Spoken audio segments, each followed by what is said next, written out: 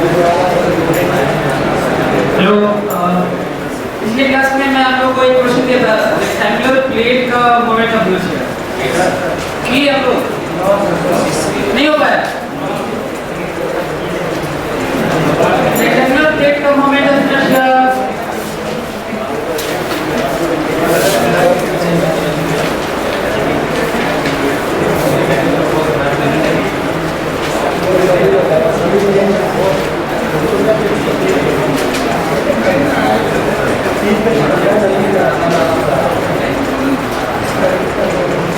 यदि इसका साइड ए है,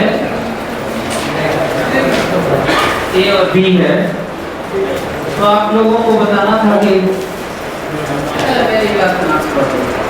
नहीं बता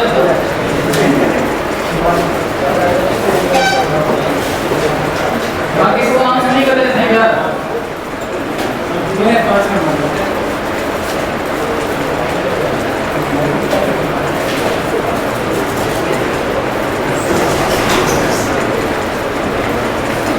कॉपी कड़ी कॉपी प्लीज। तो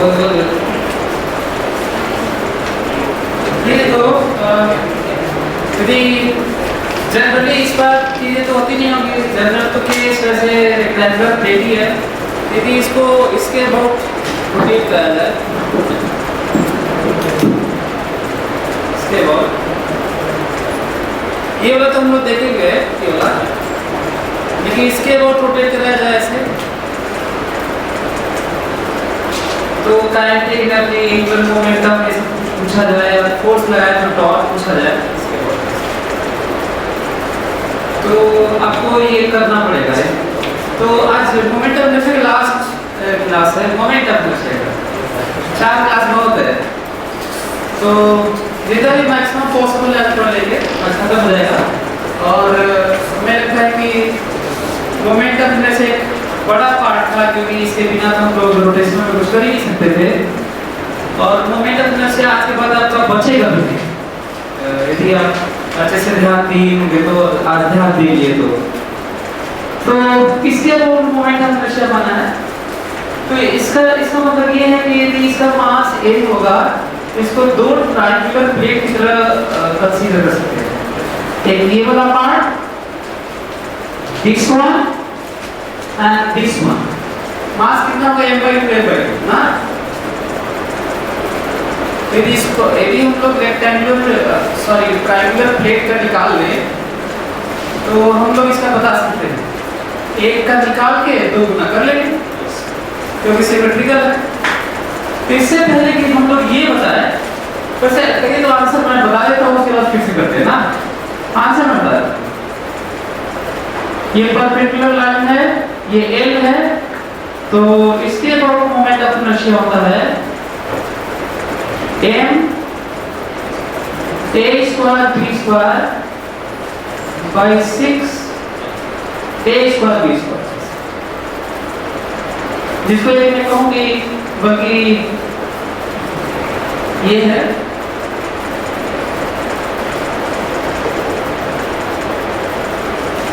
a स्क्वायर by 6 है, यही a की वैल्यू अंदर रुपीस। तो अच्छा, मान लो तुम्हें ये याद नहीं आ रहा है, वैसे मुझे लगा कि ये याद हो सकता है आपको, लेकिन मान लीजिए याद नहीं आ रहा, क्रॉस चेक करना है। स्क्वायर प्लेट तो इसका मतलब a बराबर b ना, स्क्वायर प्लेट का तो a बराबर b हो जाएगा, मतलब b की जगह भी a रखना होगा ना, b की जगह भी a रखना होगा। तो वैल्यू स्क्वायर प्लेट का डायगोनल लगाना चाहिए, m स्क्वायर बराबर 12, तो करके देखिए आ रहा होगा। ये क्रॉस चेक भी कर सकते हैं, हालांकि हमें लगता है कि याद भी कर सकते हैं आप इसको। और थोड़ा सा इसकी दिक्कत है कि 6 है कि 12 है कि 3 है, तो वो रिलेट कर सकते हैं स्क्वायर प्लेट से, है ना। यदि 6 याद नहीं आ रहा, 3 है कि 12 है कि 6 है कि 24 है, बाकी प्रोडक्ट का square by sum of square है। तो ये है। अब ये क्वेश्चन है कि ये L कितना है और ये वैल्यू क्यों, है ना। तो काम करते हैं, जनरल एक ट्रायंगल का 90 डिग्री नहीं, ये इसके लिए है। किसके लिए भी ये देखिए, यदि हाइट कितना हो, h हो, हाइट h हो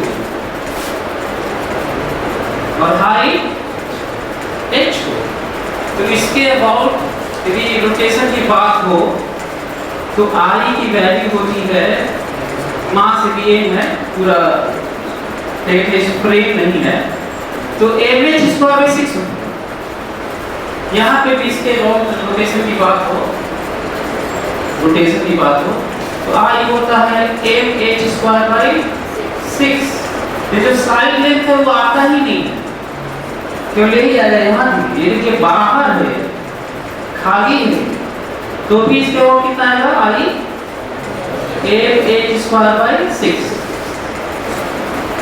तो मैं बल्कि उल्टा चल रहा हूँ, इसका बताया, फिर बता l बताया, l कहाँ से आता है ये भी देखेंगे हम लोग, और फिर ये, अब ये भी बता दिया, तो ये कहाँ से आता है, तो सभी लोग 1 मिनट टाइम वेस्ट कर देंगे। जल्दी करें, तो एक जनरल से ले लीजिए, rectangular plate, mass a, side ये वाला a और ये हाइट h है। जल्दी करिए, फार्मूला के जानने से साइंस नहीं आता ना, फार्मूला जानने से आईडी निकलता है वैसे, क्योंकि एक्टिव प्रूफ तो नहीं आता ना। जल्दी करो, 1 मिनट टाइम लो, तेजी से करो, वो तुम्हारा एटीट्यूड तुम्हें आगे बढ़ाएगा, आईडी हो या ना हो, ये जो मन है ना लैंडिंग की तेजी से करना है, ये तुमको आगे लेके जाएगा। आईटी में जाने से आगे नहीं जाओगे, केवल उसमें जाने से, तो तेजी से करने वाला पार्टी होना चाहिए। जल्दी से करो, 1 मिनट के अंदर टाइम लो। ये वाला मैं तीनों फोटो इसलिए बनाया ताकि तुम्हें बता सकूं कि सब एक ही बात है। हाइट h हाइट की जरूरत है, जिस एक्सिस के जिस साइड लेंथ के अबाउट बताना है उससे परपेंडिकुलर वाला जो वर्टेक्स वाला हाइट है वो जरूरत है, बस। कितना इंटरेस्टिंग है ये देखिए,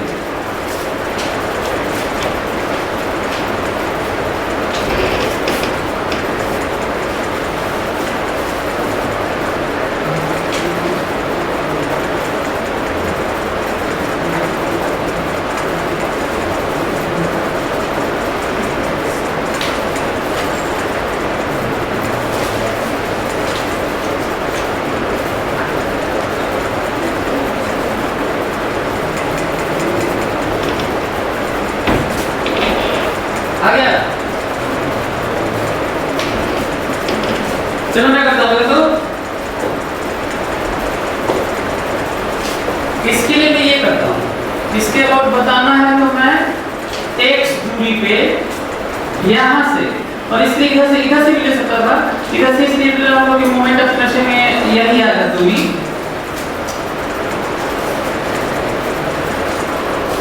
ये देखो, एक रॉड लिया मैं, कितनी दूरी पे, x डिस्टेंस पे, और कितने थिकनेस का, dx थिकनेस का, dx।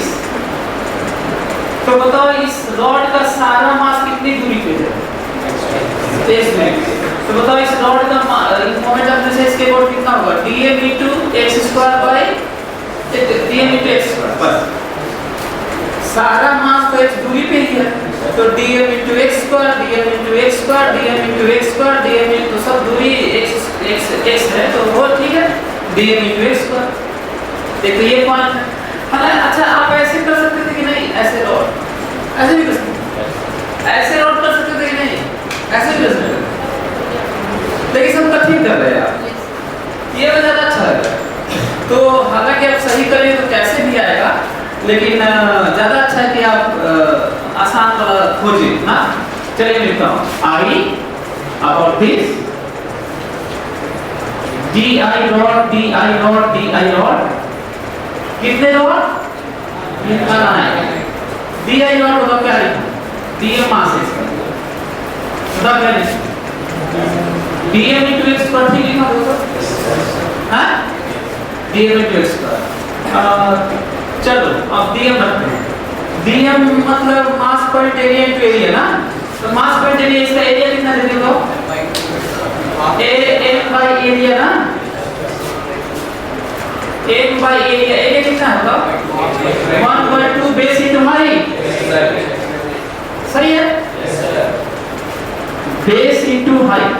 सही है।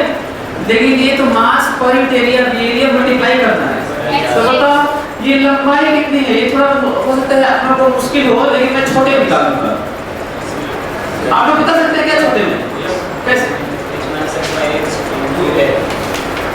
h minus x, हाँ ऐसे देखो, मैं इधर से सोचता हूँ तो जीरो लेंथ से बढ़ के लिनियरली इंक्रीज कर रहा है। ये देखो कितना इंटरेस्टिंग है। तो जीरो से बढ़ के कितना बड़ा रॉड होना था और लिनियरली इंक्रीज कर रहा है। तो रॉड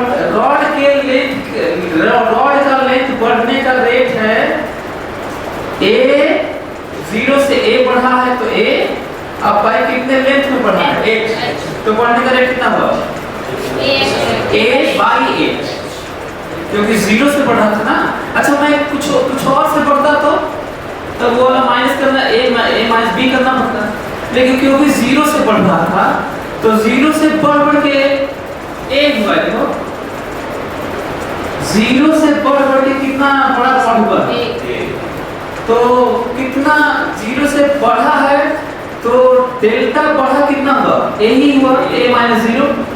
और कितने लेंथ पे बढ़ के हुआ है? h। तो what is rate of increasing length with respect to this distance? a by h। अब बताओ जीरो से कितना दूर पे हो? h minus h। तो देखो सिंपल सा,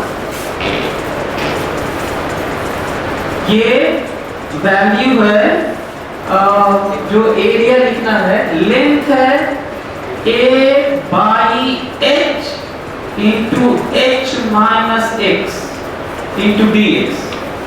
ये समझ में आ रहा है आपको? हाँ, एरिया लिखना था ना, ये लेंथ है। देखो ये लेंथ लिखा, हाँ into dx, तो तभी ना एरिया होगा, लेंथ into dx एरिया।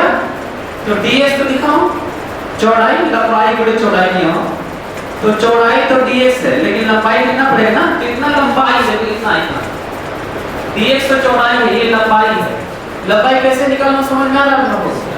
हाँ, a by h बढ़ने का रेट है, जीरो से बढ़ रहा था तो h minus x रेट पे बढ़ना था ना। यहाँ से इधर से मत देखो तो गड़बड़ जाएगा, जीरो से बढ़ गया तो ये हो गया। कितना आसान सा कितना है। अब मल्टीप्लाई बाय x स्क्वायर। बताओ ये जो लिमिट लिए हो ये कहां से कहां तक जाएगा? जीरो से, सभी लोग करो ना, आंसर आएगा, बड़ा अच्छा लगेगा। इंटीग्रेट करो तुम्हें यही मिलेगा। करो तुम्हें अभी ही एक कटा हुआ दिख जाएगा, देखो नहीं गायब हो जाएगा अभी।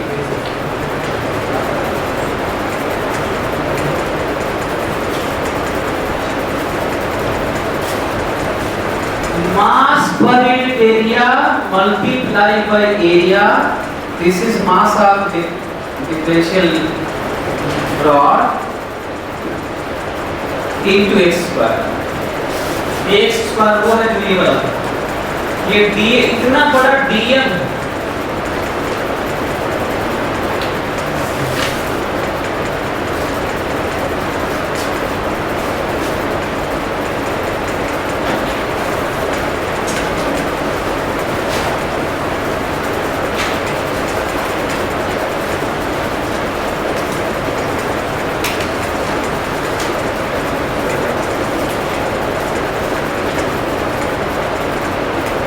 इंटीग्रेट करके देखो, इसको इंटीग्रेट करो, x से x मल्टीप्लाई करो, ये तो कैंसिल हो रहा है, देखो a कैंसिल हो गया होगा ना, m by h square 2m by h square आ गया होगा। देखो वैल्यू कितना आ रहा है?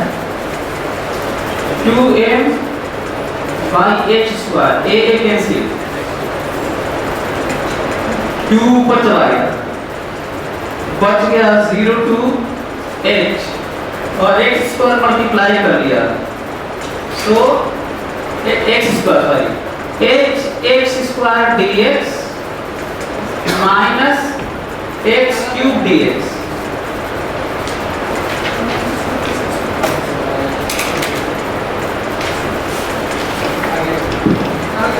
कर लिए? तो यही याद है, कुछ हो रहा है? ये याद है? इसको याद भी कर सकते हो कि किसी भी तरह का ट्रायंगल तो ये बता सकते हैं आप। अब अगला क्वेश्चन है कि हम लोग को ट्राइंगल तो मिल गया है ना, इसका मतलब हमें ये चाहिए, ये नहीं चाहिए, हमें ये चाहिए बस। और इधर से भी सिमेट्रिकली तो यही मिलेगा, क्यों?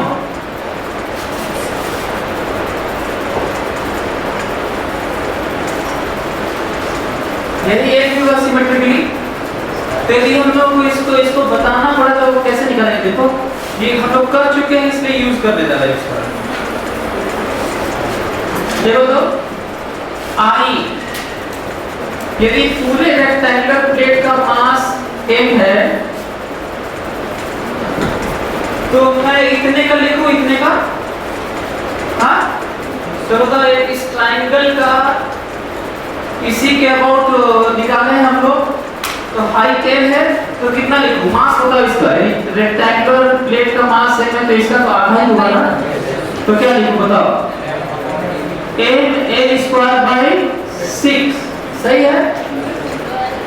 अच्छा सॉरी, m/2 ना, m/2 मास है into a² / 6, सही है?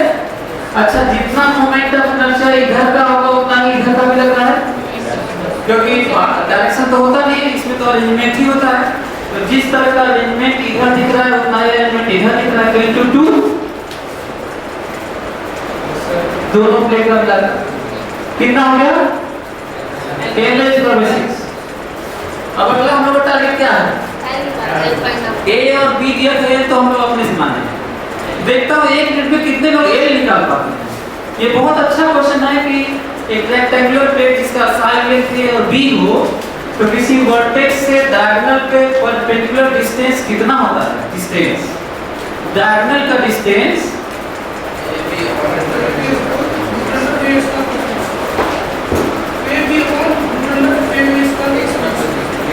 निकाले हो क्या?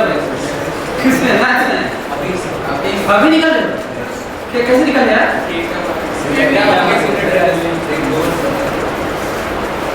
तो तेज निकाल दिया तुम। इसको कैसे निकाला सकता है? वैल्यू, हाँ ये देखो,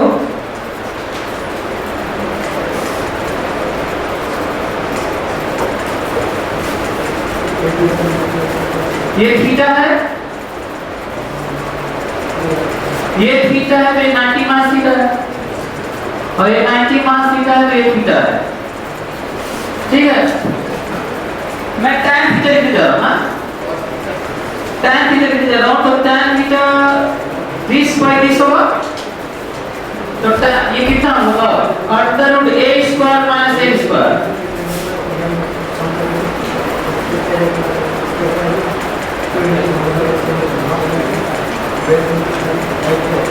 सही करो, कॉस से कैसे आसानी सर? एरिया से आसानी सर, पूरे रेक्टेंगल का एरिया AB, पूरे रेक्टेंगल का एरिया AB, हाँ, फिर ट्रायंगल का एरिया ½ × L × √a²+b²। हाँ यार सीरियस आंसर है, ये तो और आसान है, सबसे तो एरिया से कितना, इस टोटल एरिया कितना हुआ इसका? AB बराबर और यहाँ पे 1/2 बेस कितना है? √a² + into हाइट, ये तो आ गया, अरे into 2 ना, नहीं जाके तो चलो कोई बात नहीं, फिर देख लो। कहीं दूसरी जगह को ज्योमेट्री की जरूरत पड़ी, मान लो एरिया दिख नहीं रहा, तो क्या बता रहा था यार? tan थीटा कुछ और दूसरे को cos थीटा थोड़ा सा है, तो tan थीटा 30/30। अच्छा यहाँ से tan थीटा L/30, ये वैल्यू है अंदर b² मास है इसका ना,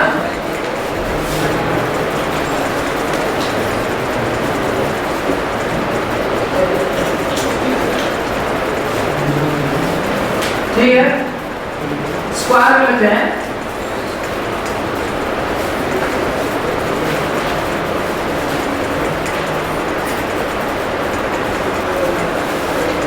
इसको a by b c by d तो a plus b by a minus b और c plus d by c minus d कर ले तो आ जाएगा यहाँ से।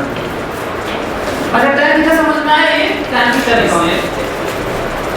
tan थीटा की वैल्यू है this length by this length। ये लेंथ कितना है? Under a square minus a square by l। और यहाँ से tan थीटा देखोगे तो this length by this length। तो दिस तो l है और ये लेंथ कितना है? Under b square minus a square. तो tan थीटा बराबर लिखा हूं मैं, स्क्वायर कर लिया हूं। तो इसको कैसे कर सकते हो? a by b वाला a by b बराबर c by d। तो a plus b by a minus b is equal to c plus d by c minus d। कर देखो तो वैल्यू आ जाएगा। वैसे सबसे आसान हम बता रहे एरिया वाला सबसे आसान। अच्छा जब आ गया ये l तो फिर तो आई क्या होगा? है ना? अच्छा एक और दिया तुम लोग को सॉलिड सिलेंडर का दिया था और अपने एक्सिस के अबाउट नहीं दिया था। इसमें लिखा था हाँ passing through centre and diameter था। हाँ नहीं करना होगा तो आंसर तो नहीं बताया। किए थे कंप्रेस क्यों करना था? नहीं जो बताया लेकिन कंप्रेशन हर जगह तो होगा नहीं। आपको इसके अबाउट तो ऐसे कंप्रेस नहीं कर सकते ना। इसके अबाउट बताने के लिए ऐसे कैसे कंप्रेस कर सकते? सर डिग्रेड करना छोटा-छोटा मार के नहीं कंप्रेस नहीं कर सकते। नहीं कर एक्सिस के अबाउट ना, जैसे मान लो ये सिलेंडर है इसके अबाउट ना, लेकिन सिलेंडर ये है बताना इसके अबाउट।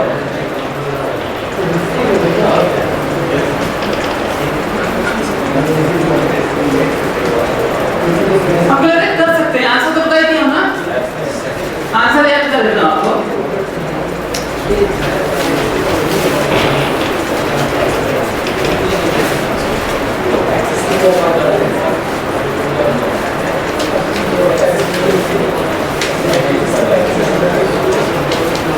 सॉलिड सिलेंडर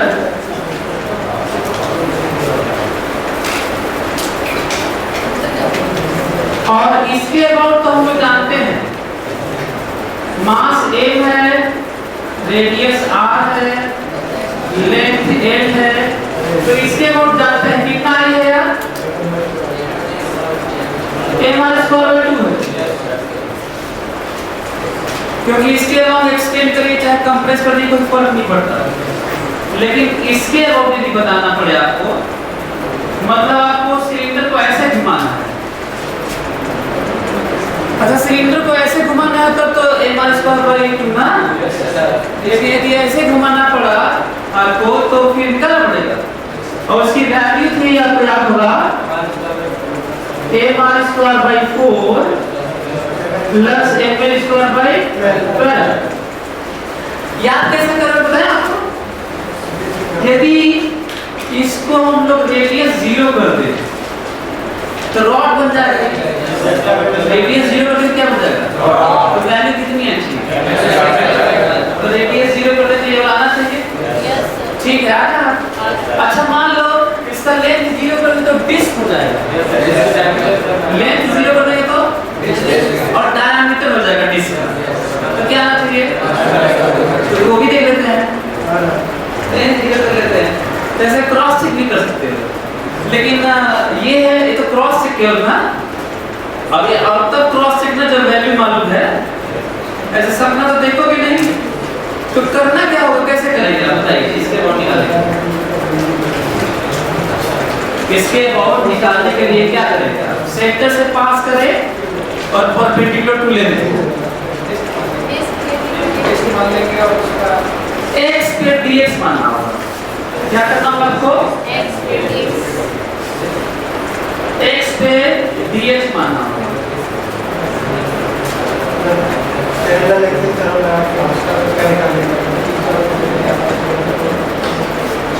x पे dx में मानना होगा और फिर पैरेलल एक्सिस थ्योरम से उसका किसके अबाउट लेना होगा? एक्सिस के अबाउट। और dx चला दीजिए इनफिनिट डिस्क है और आपको ये वैल्यू मिल जाएगा।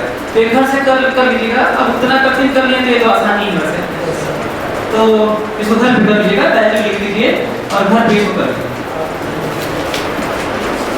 अच्छा ये हॉलो सिलेंडर होगा तो ml स्क्वायर बाय 12 तो होता है, यहाँ पे m स्क्वायर बाय 2 होता है, क्योंकि जब ऐसे करते तो रिंग बनता है और उसका डायमीटर होता है।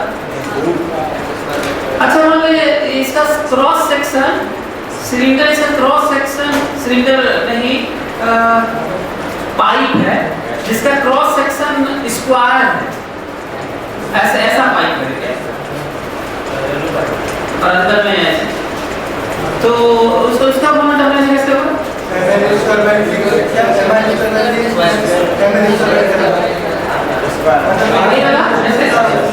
यहाँ पे अगर ये फेक ले लेंगे ना,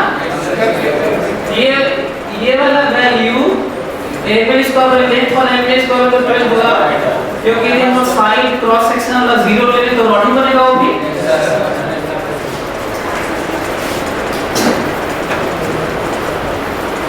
वैसे एक चीज देख लीजिएगा, थोड़ी सी प्रॉब्लम को नजर आ रही है, पता नहीं वहां पे यही इसी तरह का एक्सप्रेशन आया कि नहीं, क्योंकि रॉड सिलेंडर का एक्सिस के अबाउट सबकी सिमेट्री होती है, जबकि उस स्क्वायर सेक्शन का सिमेट्री नहीं है, तो ऐसा ना कि दिक्कत ना हो जाए। ये बात समझ आ रही है? मैं कह रहा हूँ कि जो एक्सिस ऑफ जनरेशन है वो सारे मास के लिए सेम था रॉड में, तो जब जीरो कर रहे हैं तो आप किसी को थोड़ा कम दूर लेके आ रहे हैं और किसी दूर वाले को कॉर्नर में दूर से लेके आ रहे हैं, तो पता नहीं ऐसा ना हो कि गड़बड़ा जाए वो, तो वीडियो रिकॉर्ड होना है इसलिए बचना भी पड़ता है कभी कभी बोल के ऐसा ना हो कि पहले आप निकाले और बाद में पता है कि वो आ ही मिला है, सर आप गलत पढ़ा नहीं है। इसीलिए मैं पहले से ही कह रहा हूँ कि हमको लग रहा है ये बिना किए हुए, लेकिन आप लोग देख लीजिएगा, रिकॉर्ड हो रहा है ना? अच्छा ये भी रिकॉर्ड हो रहा है तो आप लोग करिएगा इसको, है ना? वैसे कठिन नहीं है, आसानी है। तो अच्छा क्वेश्चन लिखे दो।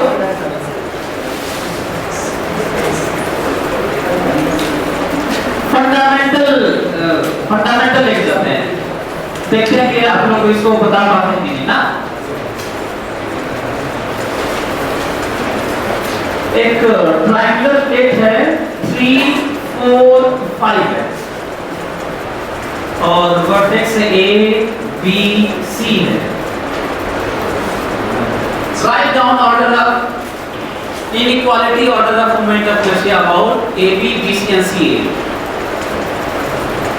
Write down inequality order of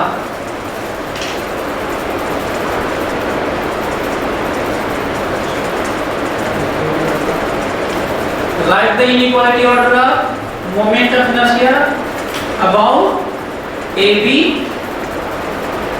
BC, CA.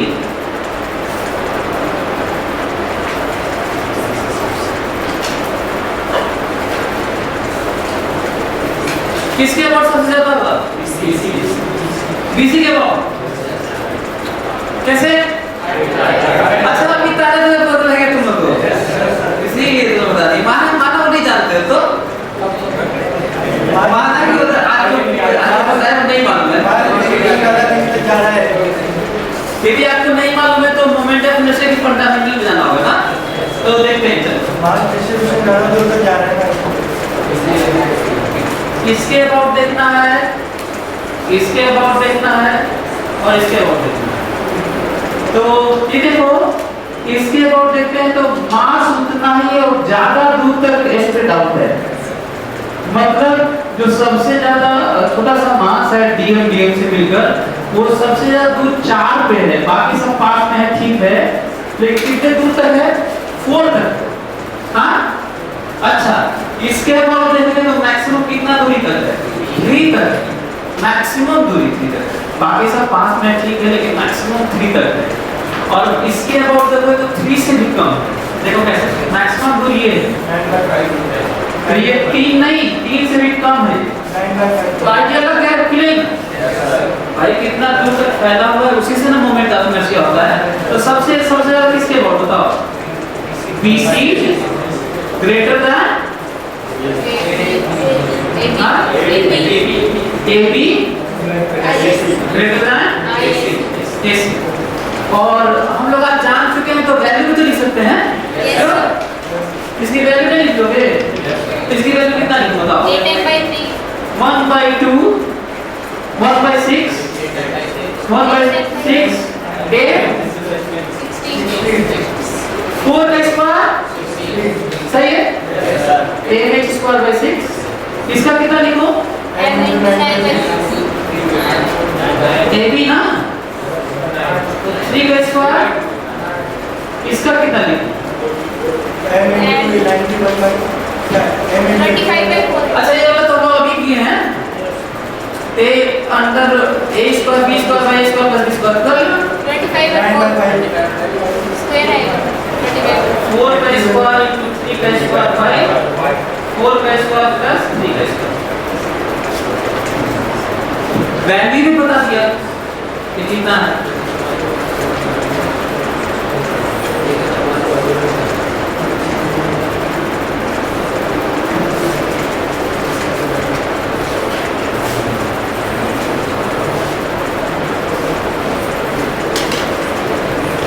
एक क्वेश्चन लिखो।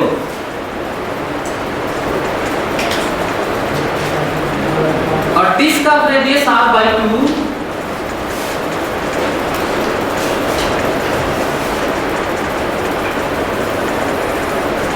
और डिस्क का radius r/2 is cut out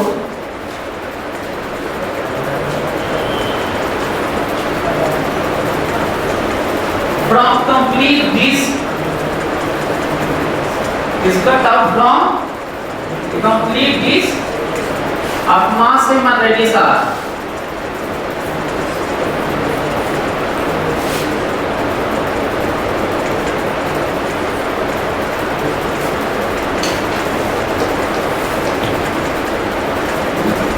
Disc of radius r/2 is cut out from complete disc of mass and radius r। Then find moment of inertia of remaining part. Then find moment of inertia of remaining part about x-axis, y-axis and z-axis. Then find moment of inertia remaining part about x-axis, y-axis and z-axis.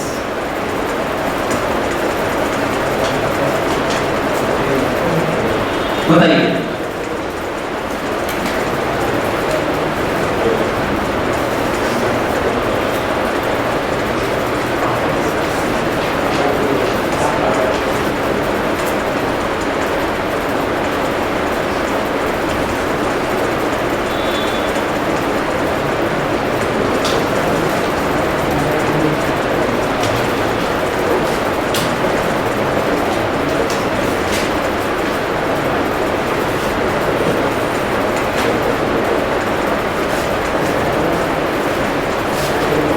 IX, IY, IZ।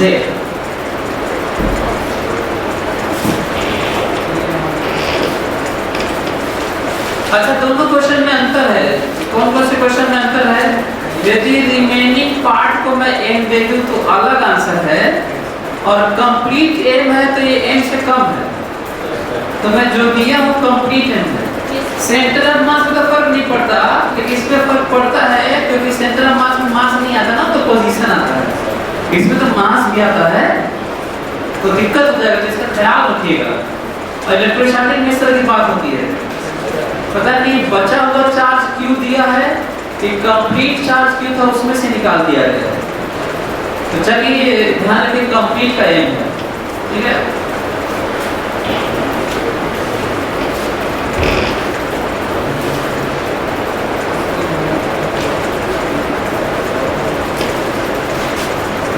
क्यों इतना late कर रहे हैं यार?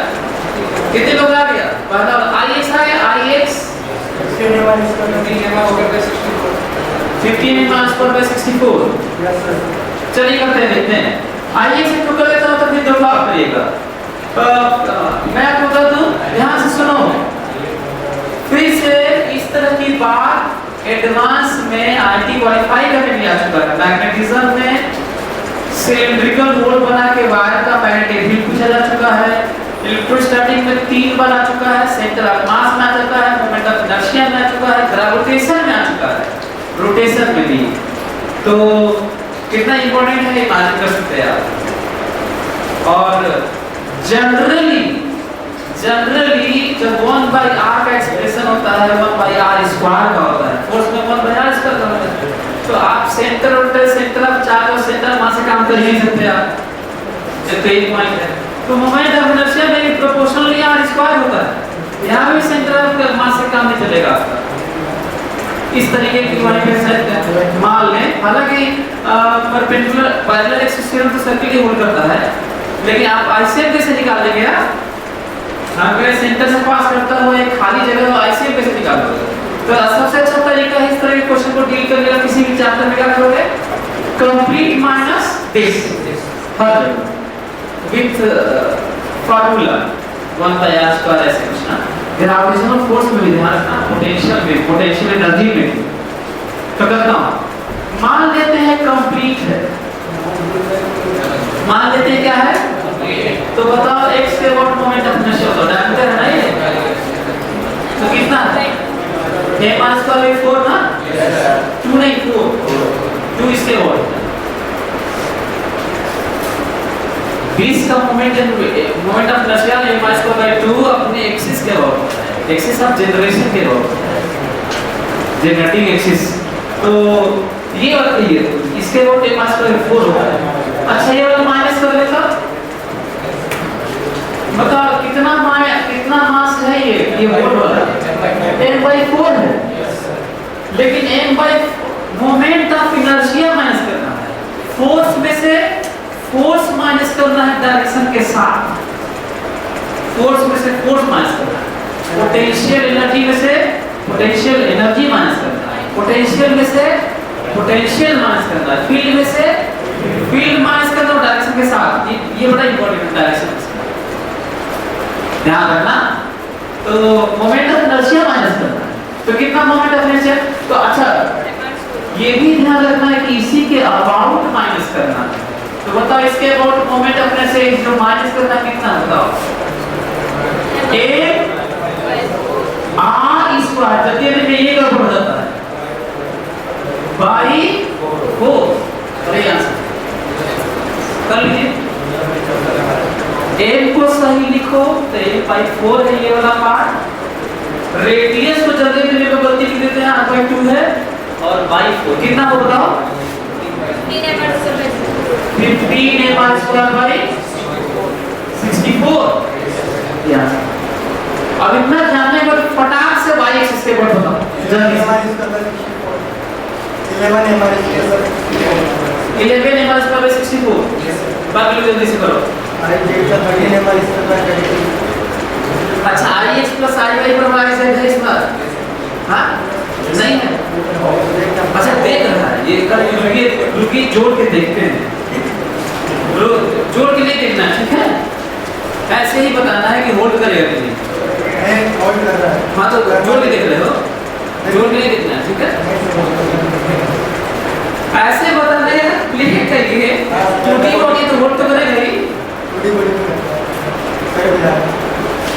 करते हैं ये वाला देखो y के अबाउट, जल्दी से बताओ कंप्लीट का। अच्छा यदि हम लोग कंप्लीट माने सेम नहीं करते तो निकाल ही नहीं पाते। ये देखो निकाल के दिखा दीजिए आप हमको, वो बोला इंटीग्रेट करके एलिमेंट कैसे करोगे? इतना खतरनाक शेप है इसका, कोई सिमेट्री दिख रही तुम्हें खाली हो जाने के बाद ठीक कर लोगे। तो बताओ y एक्सिस के अबाउट कंप्लीट का होगा कितना? m/4 माइनस, लेकिन ध्यान देना इसके अबाउट माइनस करना है। तो पैरेलल कहां जाना होगा? यहां पे, और लौट जाना होगा। तो बताओ पैरेलल सेंटर मास खींचे इसके लिखने के लिए, तो पहले से माइनस देखो और फिर आईसीएम देखो इसी का, इसका आईसीएम बताओ कितना लिखूं?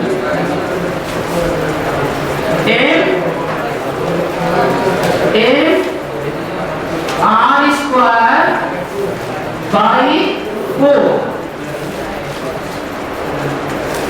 प्लस एम बी स्क्वायर याद है भाई, एक्सिस के ऑर्डर माइनस करोगे प्लस एम बी स्क्वायर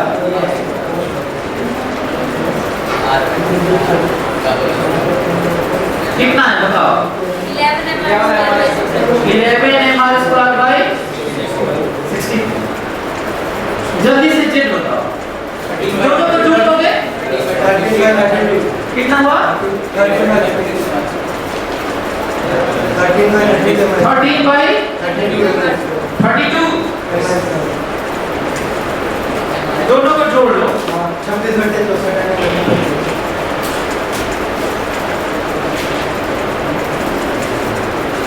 और नहीं जोड़ से तो क्या कर सकते? कंप्लीट का लिख के और माइनस ये वाला इसके अबाउट माइनस कर देखता हूँ कितने लोग ये कर पाते हैं। केस लिखो तो केस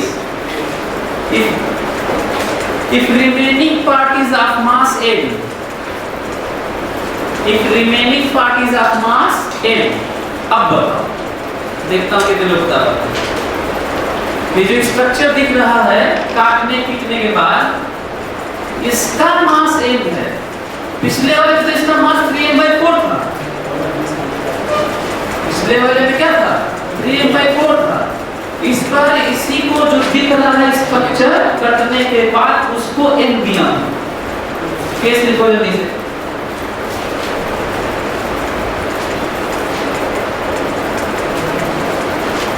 चलिए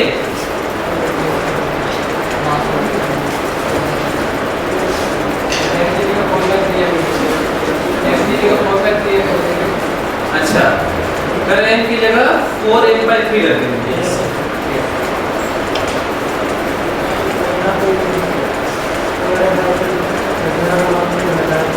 अच्छा मान लिया इसमें नहीं मालूम है तो क्या करते हैं?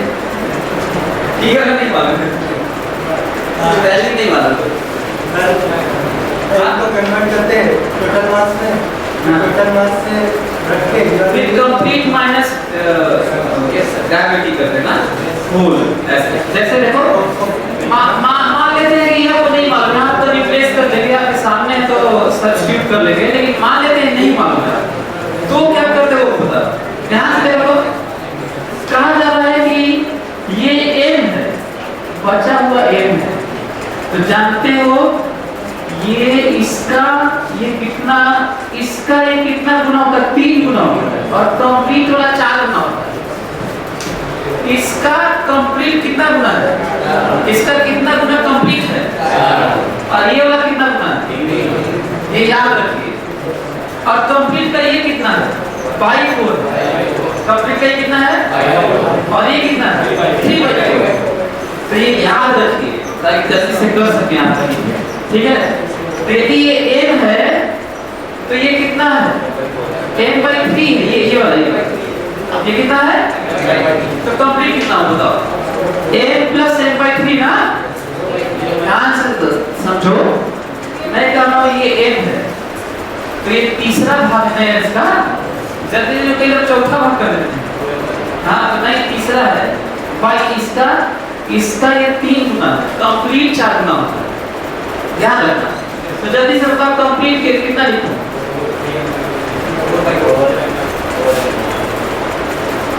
m कंप्लीट बताओ। m + m/3 कितना हुआ? 4m/3।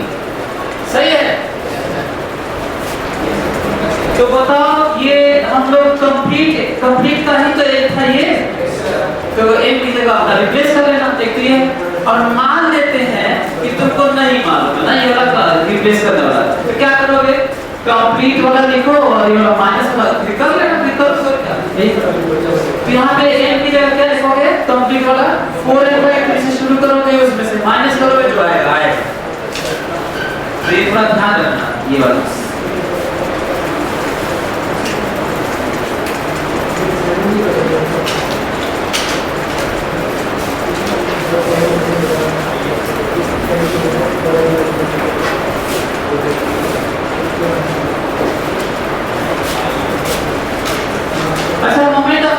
सेमी सर्कुलर डिस्क कितना होगा?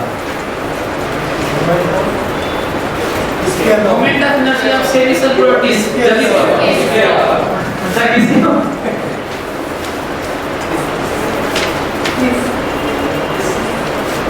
मास सेम है, रेडियस r है, तो इसके बहुत बताना है। हाँ बताइए। एक 5 पर 4। अच्छा इसके बहुत हाँ अच्छा जेड के बहुत बताना।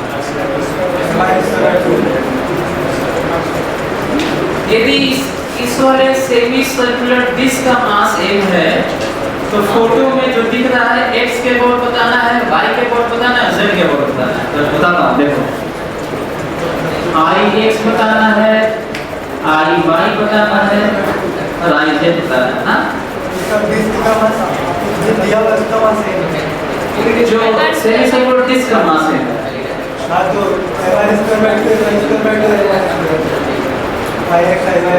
कैसे करोगे वो बताना, कंप्लीट मान लेते हैं। और ये कहते हैं कि x के अबाउट, ध्यान से सुन लो क्योंकि धीरे धीरे इसी में डिस्कशन करते हुए कठिन की तरफ जाऊंगा मैं। x के अबाउट जितना मोमेंट ऑफ इनर्शिया इधर है उतना ही मोमेंट ऑफ इनर्शिया इधर है, तो कंप्लीट का अर्थ है ना। तो कंप्लीट का तो जानते ही हम लोग, कंप्लीट का डायमीटर क्या होता है, तो मतलब कंप्लीट का मास कितना है तुम्हें, ये देखो कंप्लीट सही है, कंप्लीट का मास 2m है क्योंकि इसका मास सेम है तो इसका भी मास सेम है, तो कंप्लीट का मास 2m है और x के अबाउट लिख रहा हूं डायमीटर है। डायमीटर होता है m r, डायमीटर के अबाउट होता है m r² 4 होता है डिस्क का। लेकिन क्योंकि कंप्लीट का बताना नहीं था, आधे का बताना था। कितने का बताना था? आधे का। तो 1/2 कर लेते हैं और आंसर कितना आया? क्यों वही आ गया? क्योंकि आधे का ही एक दे दिया गया था ना, इसलिए ऐसा है।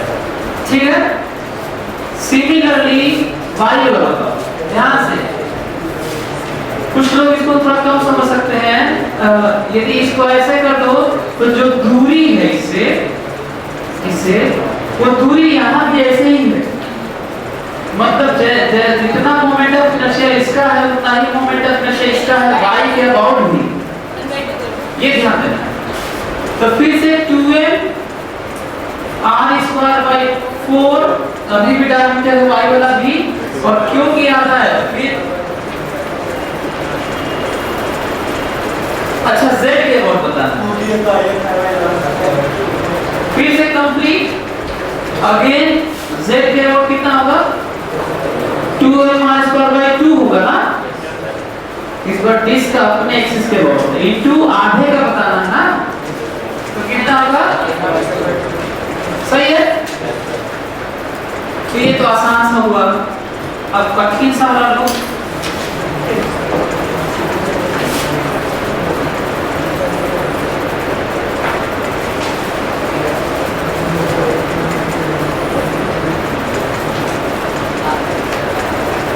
क्वार्टर पार्ट में इसका मास है मेरे के साथ, हैं? सेम मास इसी का ये है।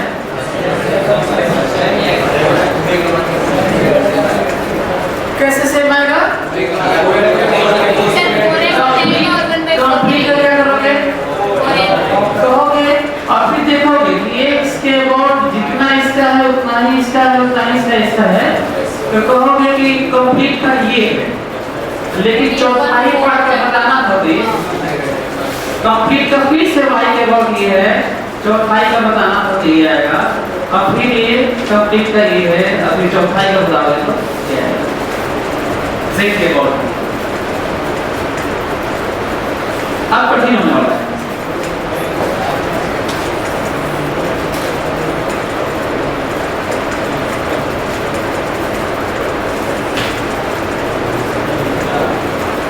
हाँ ये 45 डिग्री है, ये मास है इसका।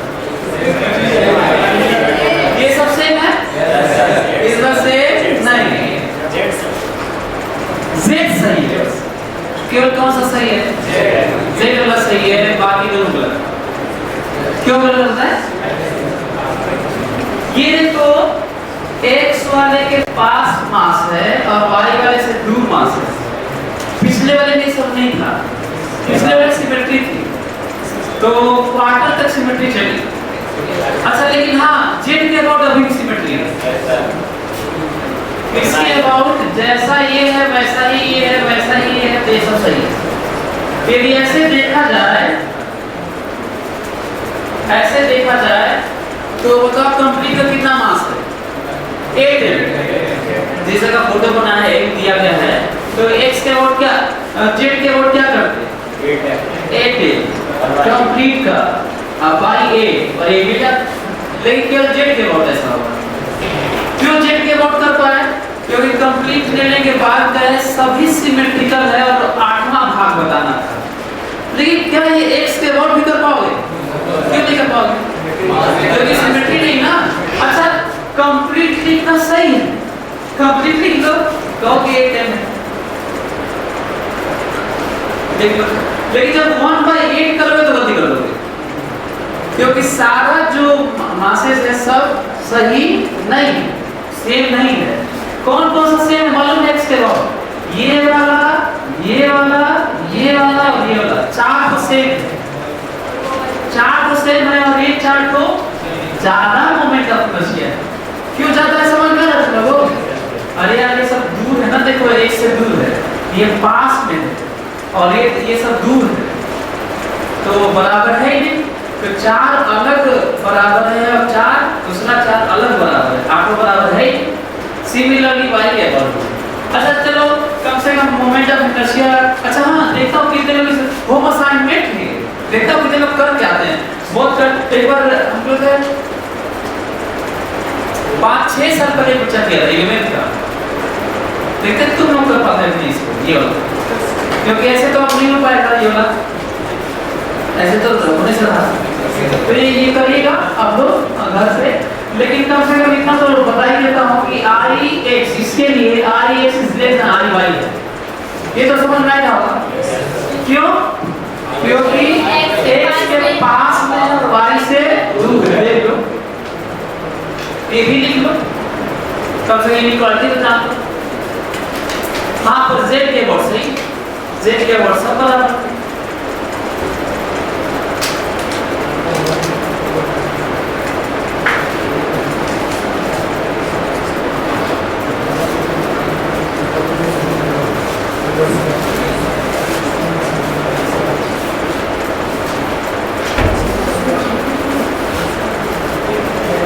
अच्छा कितने लोग हेमिस्फीयर तो बता दें क्या आप लोग? यदि ऐसे में करोगे सॉलिड हेमिस्फीयर और तब इसके अबाउट बताइए, x के अबाउट बताइए, y के अबाउट बताइए और z के अबाउट बताइए। बता सकते हैं? देखिए साथ जल्दी बताओ, IX बताओ, IY बताओ और IZ बताओ जल्दी।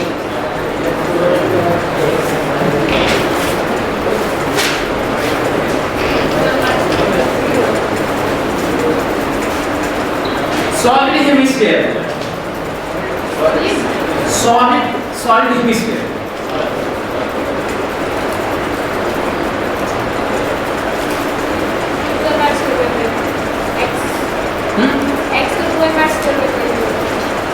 x के और 2m² सबके बहुत नहीं z वाला लगो, 3D इधर z के बहुत हो जाएगा, वही है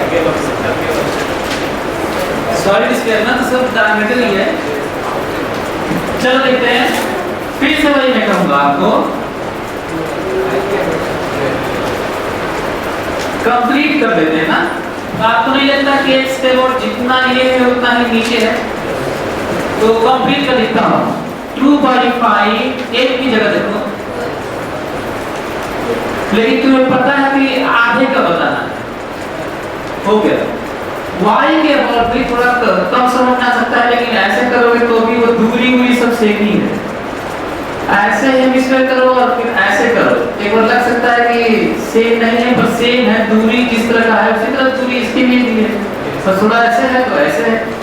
तो दूरी हमें देखना है, सिमेट्री दूरी के नजर से देखना है, ये नहीं कि opening upward, opening down, flat ऊपर है कि नीचे, इसे ये सब नहीं देखना है। एक इंपॉर्टेंट पॉइंट है कि ऐसे नहीं लिखना कि ऐसे है कि ऐसे, ये देखना कि y एक्सिस के और जो दूरियां जिस तरह से dm की है तो क्या ऐसे हो जाने से दूरियां बदल थोड़ी गई हैं। जब ऐसे देखोगे तो फिर तो होगा कि ऐसा कि y के अबाउट भी कंप्लीट का तो सबके लिए यही लिखोगे, लेकिन क्योंकि आगे का बताना है और z के अबाउट भी सिमिलरली 2/5 मैच पर।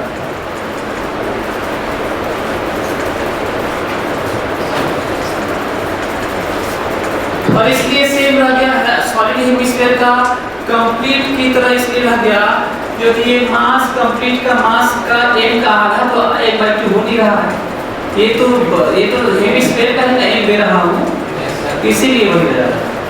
अब देखता हूँ कि आप लोग ये बता पाते हैं नहीं।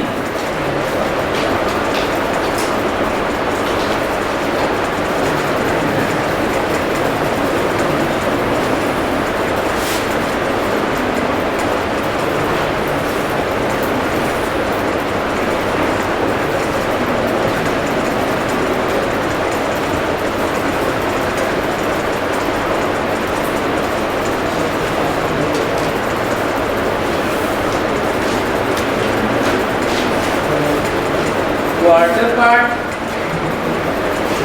ये कैसे बनाया?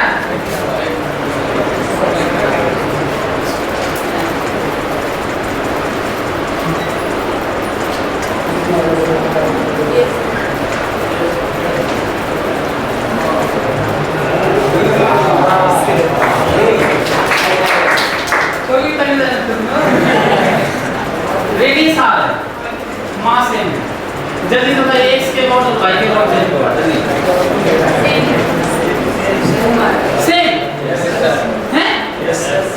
I x y z तीनों सेम तो तीनों सेम सही है।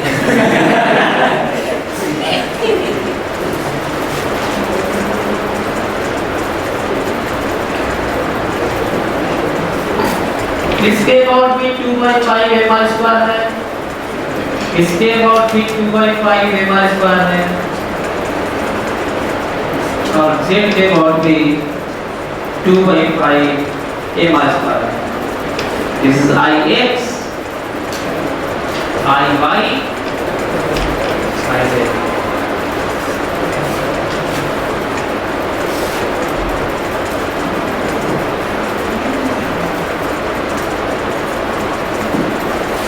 अच्छा क्वार्टर पार्ट कर दो,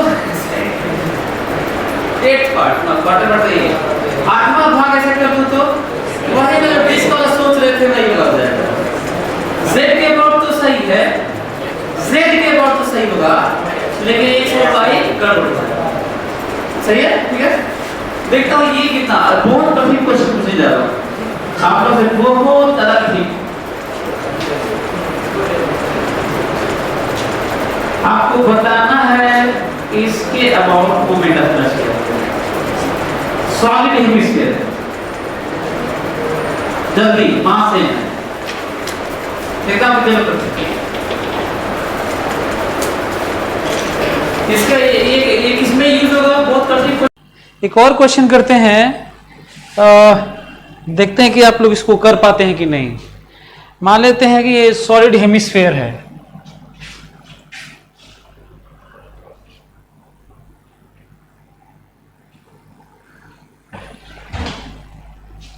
ठीक है। ये सॉलिड हेमिस्फीयर है जिसका मास m है और ऐसे रखा हुआ है, इस पे रेडियस का r है, radius is r, mass m। तो आपको बताना ये है कि इसका मोमेंट ऑफ इनर्शिया इस एक्सिस के अबाउट, इस एक्सिस के अबाउट कितना होगा, राइट।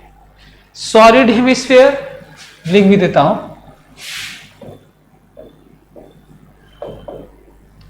Solid hemisphere. यदि सॉलिड हेमिस्फीयर है जिसका मास m है, तो यदि कहा जाए कि जिसके अबाउट रखा हो, जैसे कटोरी जिसमें खाते हैं, हालांकि वो तो हॉलो स्फीयर होता है, मान लीजिए सॉलिड है ना। तो कभी कभी जरूरत पड़ती है ऐसे करने में, तो ऐसे ऐसे करेगा ना। यदि इसको हम थोड़ा पुश कर दें, ऐसे ठेल दें, तो ऐसे ऐसे ये भी बात की जा सकती है कि इसको हम थोड़ा ऐसे कर दें तो ये लगेगा हिलने। तो बताइए टाइम पीरियड ऑफ ऑसिलेशन कितना होगा? घर पे करिएगा, कोई सॉलिड हेमिस्फीयर होगा तो उसको आप ऐसे रखिएगा, हल्का सा उसको टिल्ट कर दीजिएगा, ऐसे ऐसे छोड़ दीजिएगा, तो ऐसे ऐसे स्टेबल इक्विलिब्रियम है ये वाला, तो इसके बाद क्या होगा, वो ऐसे ऐसे हिलेगा ना, राइट। तो वहां पे जरूरत पड़ेगी आपको मोमेंट ऑफ इनर्शिया की, इस तरह के मोमेंट ऑफ इनर्शिया की, राइट। तो पाना तो पड़ेगा ही फिर। तो बताना है कि इसके अबाउट, जिसके अबाउट ये हिल रहा था, चाहे उसकी बात भी ना करें, कुल सिंपली कहें कि इसके अबाउट मोमेंट ऑफ इनर्शिया बताइए, तो ट्राई करिए, आधा मिनट लीजिए।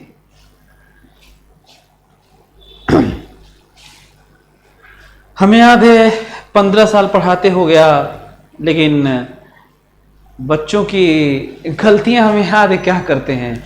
आप भी करिए, हमें पता है क्या गलती करने जा रहे हैं, शायद ही किसी से आए, ये भी बता दूं आपको। तो जल्दी से करिए और आपको मैं फिर बताता हूं कि इसको कैसे करेंगे। Come on, do it fast, जल्दी।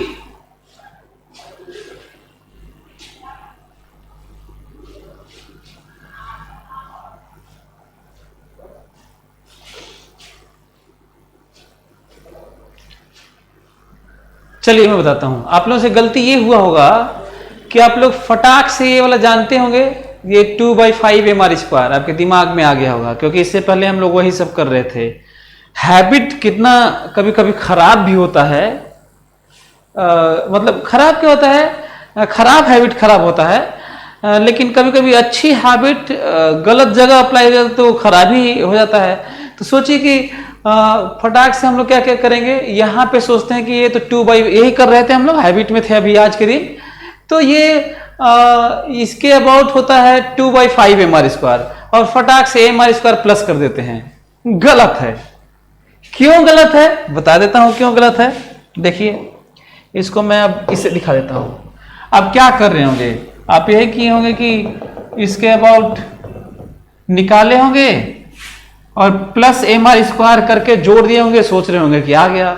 गलती कहां होगी मालूम है, गलती यहां हो गई कि जो आप निकाले हैं वो कंप्लीट सॉलिड स्फीयर का तो है, पर हेमिस्फीयर का आईसीएम नहीं है।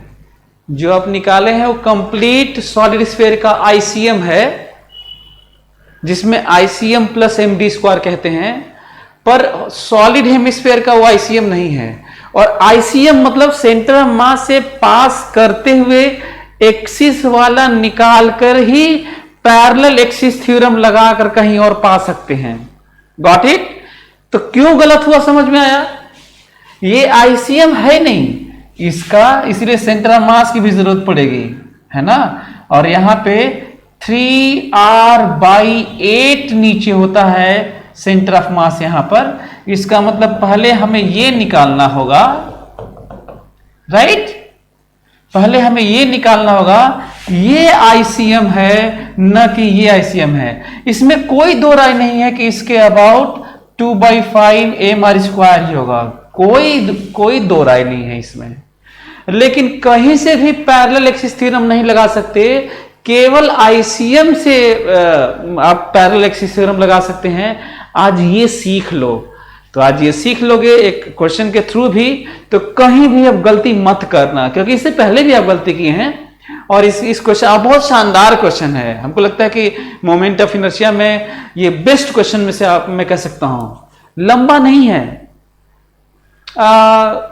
कठिन तो कह देंगे तभी जब नहीं हो रहा होगा। जो चीजें नहीं होती है कठिन है, तो लंबा नहीं है, कठिन कह सकते हैं, क्योंकि आपसे गलती हो जाएगी, सोच नहीं पाएंगे। खास करके सेंटर ऑफ मास की जरूरत है। इसका मतलब यदि हम लोग सेंटर ऑफ मास वाला नहीं पढ़े होते तो ये क्वेश्चन बहुत टफ है। ये देखिए, तो ये है।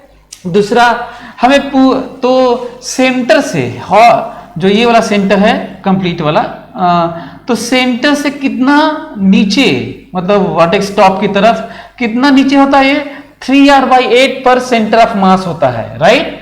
तो मेरा प्लानिंग ये है कि ये जो Ix निकालना है, Ix बराबर ICM प्लस md², राइट, बोलो md²।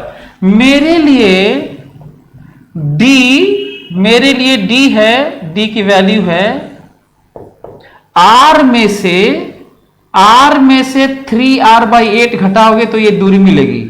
तो r में से 3/8 घटाओगे तो तुम्हें 5r/8 मिलेगा, राइट। r में से 3r/8 घटाओगे तो 5r/8 मिलेगा। तो इसका मतलब ये हमारा काम हो गया, ये निकालना है। कैसे निकाला जाए, याद करो, ये अप्लाई करते हैं, कहते हैं इसको मान लो a मान लेते हैं a। तो ये देखो IA बराबर ICM plus MD square. MD यहां पे इसको पैरेलल एक्सिस थ्योरम के नाम पे हम लोग y रख लेते हैं, y square, right. MD square ही है, d की जगह y, क्योंकि मैं इस क्वेश्चन में d यूज कर चुका हूं, इसलिए ये वाला ये पैरेलल एक्सिस थ्योरम ही है। बताओ, ये हमें मालूम है कि अच्छा अक्सर हमें ये मालूम होता है, ये मालूम होता है तो ये निकालते हैं। पहली बार हो रहा है कि हमें ये मालूम है और ये मालूम है तो हमें ये निकालना है, सॉरी ये निकालना है।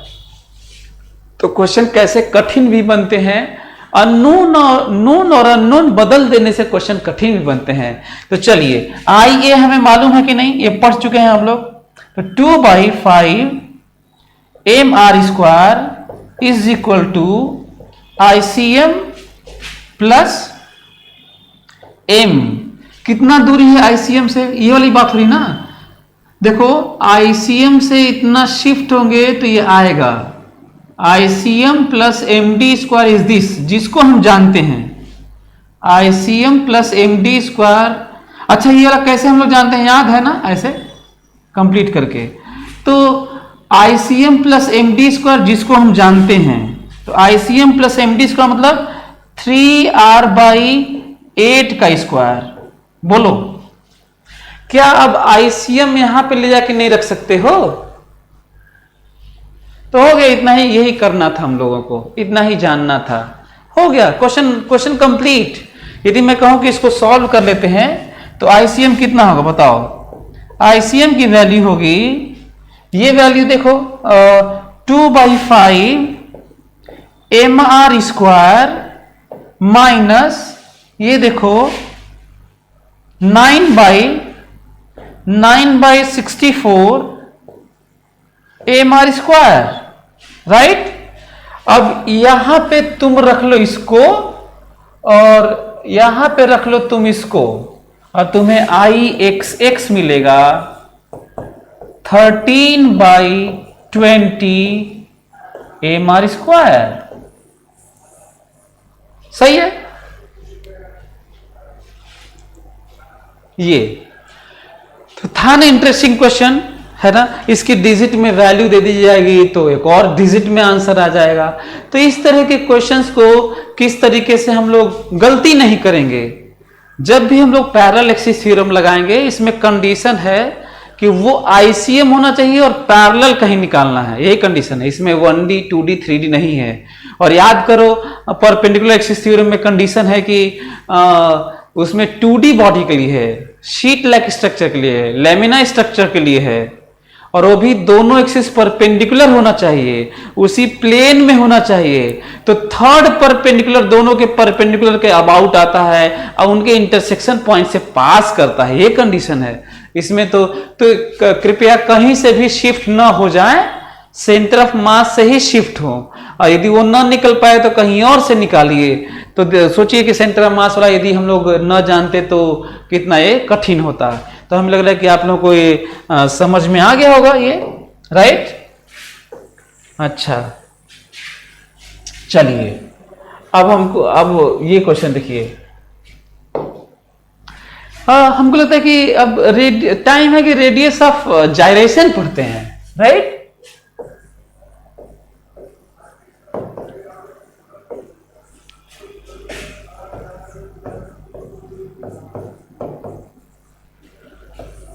रेडियस ऑफ जायरेशन, इसका मन करता है तो आप लिख भी सकते हैं कि रेडियस ऑफ जायरेशन कैसे डिफाइन करते हैं। Radius of gyration is equivalent radius of gyration is equivalent radius of total concentrated mass hypothesized equivalent to moment of inertia about that axis, about that axis of that body. आपका मन करता लिख सकते हैं, लेकिन हालांकि जरूरत नहीं है, समझा दूंगा तो आपको ज्यादा समझ में आएगा। रेडियस ऑफ जायरेशन, बहुत सारी मशीन्स ऐसे होती हैं जिनके अंदर में जितने भी मैकेनिकल टाइप की मशीनें होती हैं, अंदर में बहुत सारी चीजें रोटेट करते हैं, रोटेटरी कोई सिस्टम होता है, तो ऐसे रोटेट करता है। मान लीजिए इस एक्सिस के अबाउट कोई चीज रोटेट कर रहा है, मान लीजिए ऐसे ना, ऐसे ऐसे, चाहे हम ही को मान लीजिए मैं एक एक्सिस हूं, कोई रॉड है और कोई बल्कि बॉडी है, ऐसे रोटेट कर रहा है, तो अनबैलेंस है, इस तरह का टॉर्क लगता है अजीब सा, बड़ा मुश्किल से वो संभालता है।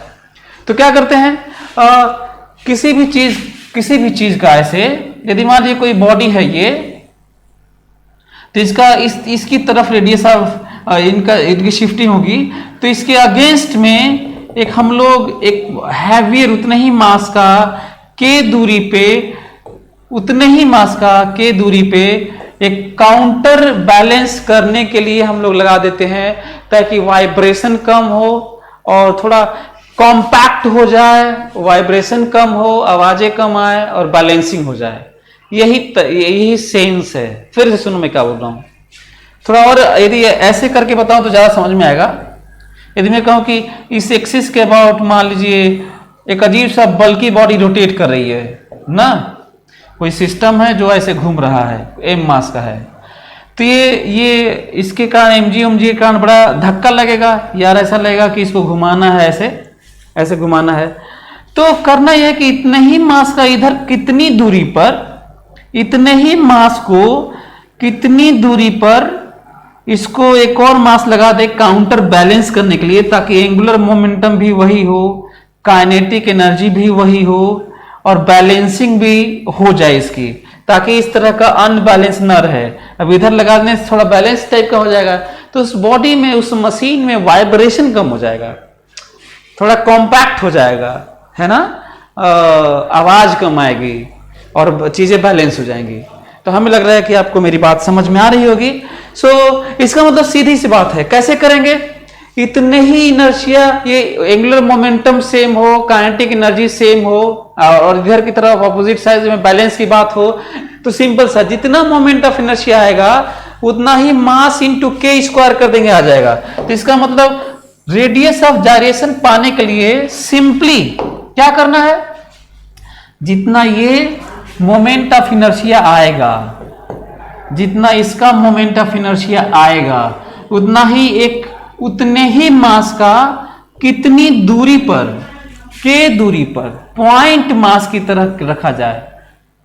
इसी को हम लोग क्या कहते हैं, इसी को रेडियस ऑफ जायरेशन कहते हैं। बस इतना ही पढ़ना था, रेडियस ऑफ जायरेशन कहते हैं, राइट। इसका मतलब हो गया खत्म। एक तो समझ भी लिए कि किस लिए यूज करते हैं, और दूसरा हम लोग ये भी जान लिए कैलकुलेट कैसे करेंगे। तो जैसे एग्जांपल लेते हैं तो आपको ज्यादा समझ में आएगा। पहले तो प्लानिंग कर लेते हैं, मतलब कुछ भी किसी के अबाउट, किसी बॉडी का, किसी ऑब्जेक्ट का, कॉम्प्लेक्स ऑब्जेक्ट का, इवन कॉम्बिनेशन का, जितना मोमेंट ऑफ इनर्शिया आएगा उसका टोटल मास, जितना मोमेंट ऑफ इनर्शिया आएगा जिस एक्सिस के अबाउट, उसका, उस बॉडी का टोटल मास इनटू के स्क्वायर, तो जो के मिलेगा उसे ही रेडियस ऑफ जायरेशन कहते हैं। सिंपली बात खत्म, जितना आएगा आएगा। ये तो तरीका हुआ फाइंड आउट करने का। पाते क्यों है वो मैं समझा चुका हूं, इंपॉर्टेंस उसका। तो अब कैलकुलेशन के नाम पे कहिए तो कुछ बातें कर लेता हूं, जो के आएगा वही आंसर है। एग्जाम्पल लेते हैं, देखिए जैसे मैं यदि इसको मिटा दूं मैं और कहूं कि देखिए भाई ऐसा है कि रिंग की बात करते हैं, रिंग हो गया, ये रहा रिंग, और डिस्क हो गया, डिस्क हो गया, रेडियस आर, हॉलो स्फीयर हो गया, सॉलिड स्फीयर हो गया, रेडियस आर ना।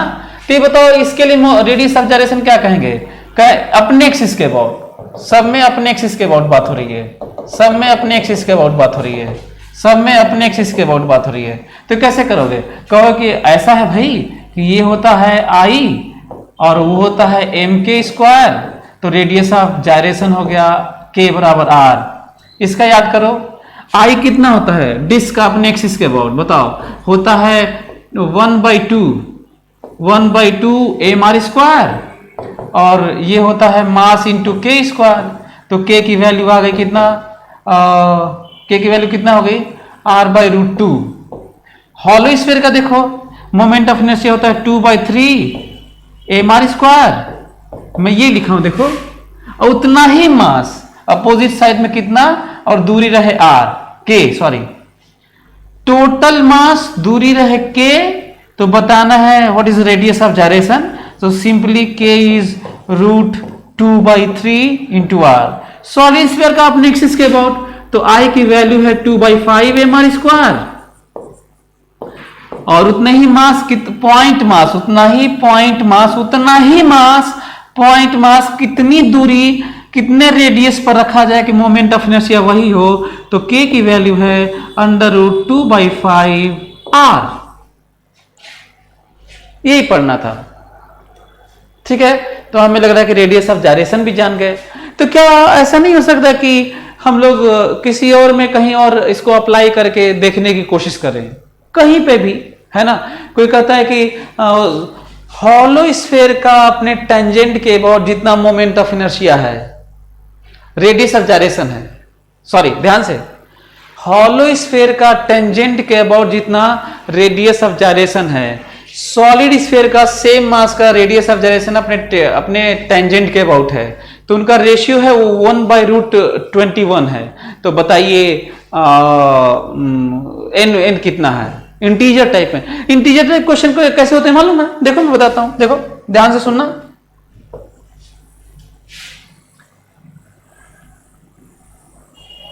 देखो इंटीजर टाइप क्वेश्चन कैसे बनाते हैं लोग, कहते हैं हॉलो स्फीयर का सेम मास का सेम रेडियस का अपने एक्सिस के अबाउट जितना रेडियस ऑफ जायरेशन है, जितना रेडियस ऑफ जायरेशन है, कितना रेडियस ऑफ जायरेशन है, कह रहे हैं कि ये R1 है, सॉरी K1 K2 लिखते हैं, ये K1 है, ये K2 है, K1 है और K2 है।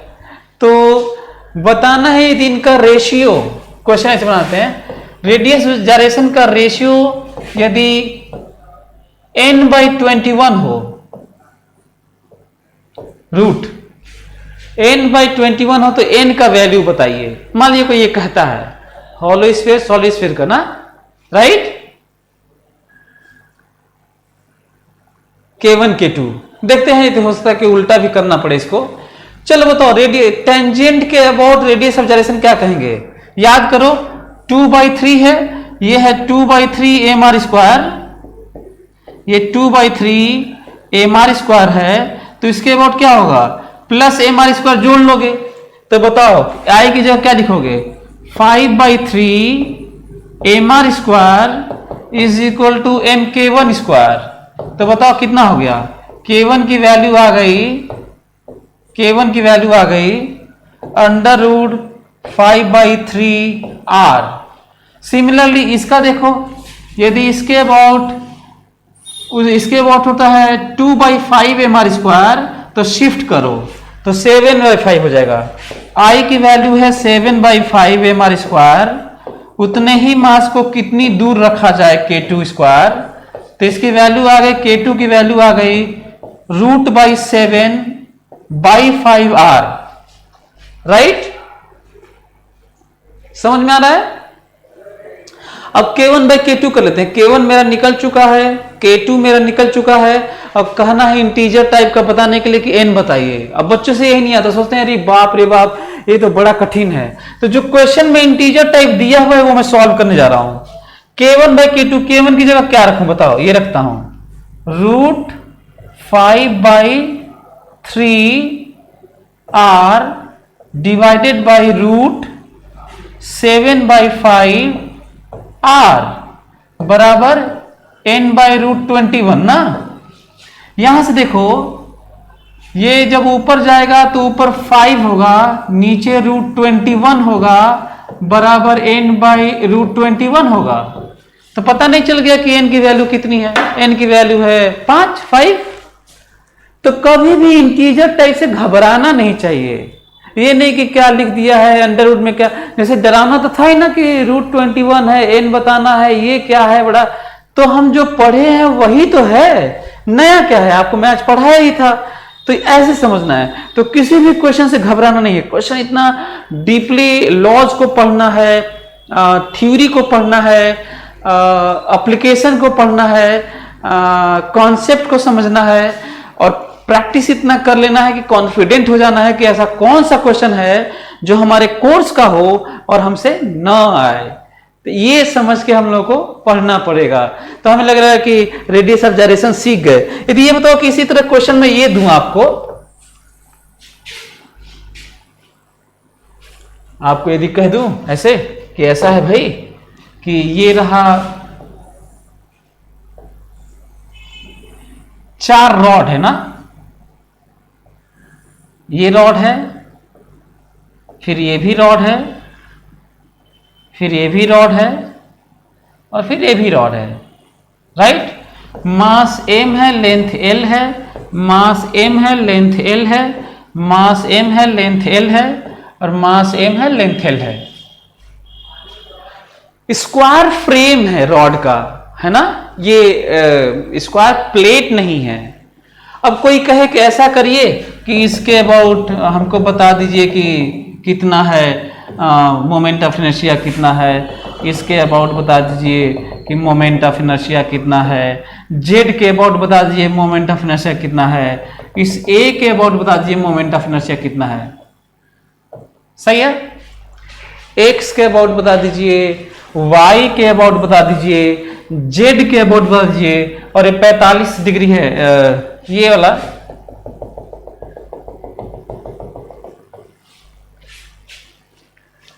इसके अबाउट ए के अबाउट बता दीजिए, ये बी मान लीजिए, बी है, चाहे कोई भी ए बी कुछ भी मान लीजिए, बता दीजिए कितना है। तो सिंपल सा है ना, ऐसे कर लेते हैं। देखो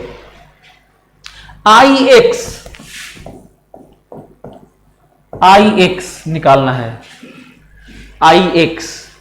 तो याद करो, अब सेंटर ऑफ मास निकाल के शिफ्ट आउट करने की जरूरत नहीं है। याद करो, कितना भी कॉम्प्लेक्स बॉडी हो, सेंटर ऑफ मास निकाल के नहीं, ये एडिटिव होता है, एल्जेब्रिक सम होता है, सिंपल सा स्कॉलरली सम करना होता है, मतलब अलग अलग जोड़ सकते हैं आप। टेंसर तो इसलिए होता है बिहेवियर क्योंकि ये रेफरेंस बेस्ड होता है, कल सफिशिएंट नहीं होता, फिक्स नहीं होता, एक्सिस बेस्ड होता है। तो ये देखो, ये बताओ इसका मोमेंट ऑफ इनर्शिया, देखो एक रॉड है, केवल इसका सोचो, और एक एक का लिखना होता है। इसे ये भी है कि कितना भी कॉम्प्लेक्स स्ट्रक्चर क्यों ना हो, किसी एक्सिस के अबाउट उस कॉम्प्लेक्स स्ट्रक्चर का, कॉम्प्लेक्स बॉडी का मोमेंट ऑफ इनर्शिया निकालना है, तो हम लोग अलग अलग जुड़े हुए चीजों का लिखकर इसको जोड़ देंगे तो सही हो जाएगा। तो अलग अलग लिखते हैं। इस रॉड का परपेंडिकुलर बाइसेक्टर है, तो बताओ कितना हुआ, ml²/12, ये वाला। अच्छा, ये भी उतना ही होगा, तो इंटू 2 प्लस ये देखो इसके अबाउट इसका कितना होगा, हर मास l दूरी पर, देखो l/2 दूरी पे, देखो l/2 l/2 l/2 l/2, तो पूरा ही मास l/2 दूरी पे है, राइट, है ना। तो ये मोमेंट ऑफ इनर्शिया हो गया। अच्छा, इंटू 2 ना, ये भी तो है, ये देखो ये हो गया। समझ में आया। अच्छा, y के अबाउट भी होएगा सिमेट्रिकल, जैसा x है वैसा y है, तो z के अबाउट, तो दोनों को जोड़ लेना तो आंसर आ जाएगा। ये वाला समझ में आया ना। चाहे इसको ऐसे भी कर सकते थे, देखो ये वाले, इस वाले पार्ट को ऐसे कर सकते थे कि इसके अबाउट निकालने के लिए पैरेलल यहां पे देखते हैं, और इसके अबाउट इसका 0 होगा क्योंकि सारा मास एक्सिस पर है, दूरी तो है ही नहीं। तो ICM plus MD square, ICM 0 plus MD square, ICM 0 plus MD square, देखो इंटू 2, ऐसे भी। अच्छा, तो हमें लग रहा है कि ये समझ में आ गया। IY भी आ गया, 2 गुना कर दोगे तो IZ भी आ जाएगा। कई लोग कहते हैं ये वाला बताइए सर, ये वाला 45 डिग्री है ना। तो IY या IY तो हो चुका, IA ना, IA ये देखो ये भी, ये रॉड 45 डिग्री पे है, ये रॉड इसे 45 डिग्री पे है, ये भी रॉड 45 डिग्री पे है, और ये भी रॉड 45 डिग्री पे है। ध्यान दे रहे हो? इसका मतलब सीधा सारा symmetry 4 into ml square by 3 एक एंड के अबाउट, इस रॉड का अपने एंड से पास करता हुआ एंगल 45, साइन स्क्वायर 45 डिग्री। इसका मतलब 4 into ml square by 3 into 1/√2 का स्क्वायर, मतलब 2। तो कितना हो गया? 2/3 ml स्क्वायर। ये पूरे फ्रेम का डायगोनल के अबाउट ये आंसर है। 4 इंटू क्यों किया? क्योंकि जैसा इसका मोमेंट ऑफ इनर्शिया आएगा वैसा ही इसका आएगा, इस एक्सिस के अबाउट वैसा ही इसका आएगा, वैसा ही इसका आएगा। राइट? अच्छा, कोई हमसे ये कहे कि ए के अबाउट रेडियस ऑफ जायरेशन के बताइए, याद करो, बड़ा इंटरेस्टिंग है, जल्दी जल्दी में गलती हो सकता है। कोई कहता है कि ए के अबाउट रेडियस ऑफ जायरेशन बताइए इस पूरे स्ट्रक्चर का। तो जानते हो क्या करना होगा? I A moment of inertia इस एक्सिस के about is equal to total mass. तो जल्दी जल्दी बच्चे एम के स्क्वायर कर देते हैं। टोटल मास एम के स्क्वायर नहीं, 4m के स्क्वायर है। देखो टोटल मास लिखना है इस फ्रेम का। देखो m मास 4m है। तो जल्दी जल्दी में m यहां पे लिख देते हैं और ऑप्शन जरूर दिया होगा, गलती हो जाता है। तो बताओ ये वाला निकाले हैं ना? देखो मेहनत से निकाले हैं। 2/3 ml स्क्वायर बराबर 4m इंटू के स्क्वायर। तो यहां से आंसर क्या मिल गया? k की वैल्यू आ गई, m तो कैंसिल हो गया। k की वैल्यू आ गई L बाई √6 आ गई ना, ये L बाई √6 आ गई। तो हमें लग रहा है कि आप लोगों को समझ में आ रहा है। राइट? तो इसी तरह क्वेश्चन करते रहते हैं। अब हम लोगों को लगता है कि इनर्शिया किसी भी तरह का आ जाएगा, रेडियस ऑफ जायरेशन कोई पूछेगा तो भी कर सकते हैं और बहुत आराम से कर सकते हैं। रेडियस ऑफ जायरेशन के लिए टोटल मास ध्यान रखना इंटू के square, this K is known as radius of gyration. बाकी तो ये किसी के अबाउट भी निकाला जा सकता है, बी के अबाउट निकाल सकते हैं, शिफ्ट कर लेंगे यार, नहीं बी के अबाउट निकाल लोगे ना शिफ्ट करके। तो चलिए फिर इसी तरह अब टॉर्क वाला टाइम आ गया। तो ये देखो कि जैसे मान लो हम लोग, ये तो हो जाएगा हमको लग रहा है कि आप इसके अबाउट तो निकाल ही लेंगे। लेकिन यदि मान लो यदि छोटे छोटे मास हो ना, ऐसे बहुत सारे मास है, ऐसे ये एक्सिस है और बात हो रही है इस तरह के छोटे छोटे मास है। ये m1 है, एक्सिस से दूरी r1 है, m2 है, एक्सिस से दूरी r2 है, ये m3 है, एक्सिस से दूरी r3 है, x4 है, इससे दूरी एक्सिस से दूरी r4 है, और ये m4 है। राइट? तो बताना है कि इस बॉडी का छोटे छोटे पॉइंट मासेस हैं, बताना है रेडियस ऑफ जायरेशन क्या होगा। आपको याद करो हम लोग क्या कर, रेडियस ऑफ जायरेशन के लिए क्या करना है? I बराबर टोटल मास इंटू के स्क्वायर। लेकिन टोटल मास जो भी मैं बता रहा था, टोटल मास, तो I क्या होगा बताओ? m1 r1 square plus m2 r2 square and so on is equal to total mass, मतलब m1 plus m2 plus m3 and so on is equal to K square into के square, not is equal to. अब बताओ k आ गया कि नहीं? k आ जाएगा। k की value कितनी है बताओ? k की वैल्यू है अंडर रूट, k की वैल्यू है m1 r1 square plus m2 r2 square plus m3 r3 square and so on divided by m1 plus m2 plus m3 and so on. तो बस यही आंसर है। देखो point mass का भी हो गया, पॉइंट मास का भी। मान लीजिए कोई कहता है कि नहीं ये पॉइंट मास अलग अलग दूरी पर तो है, पर पॉइंट मासेज सेम है, तो ये हो सकता है तब ये कहते हैं कि भाई m1 बराबर m2 बराबर m3 बराबर m4 and so on is equal to m कर लेते हैं ना, सब मास बराबर है, तो रेडियस ऑफ जायरेशन क्या होगा, सब m यहीं पे लिख देते, ये सब m लिख देते, यहाँ भी सब m लिख देते, तो क्या लिखते बताओ, यहाँ पे अंडर रूट क्या होता बताओ, mr1 square plus mr2 square, mr2 square plus mr3 square and so on divided by नीचे m लिख देते, m प्लस m, या फिर यहीं पे लिख दिया होता n पार्टिकल है, मान लीजिए n पार्टिकल्स हैं, माना कि n पार्टिकल्स हैं, तो यहीं पे डायरेक्ट लिख देते ना, इसकी जगह ऐसे लिख देते nm ना ऐसे।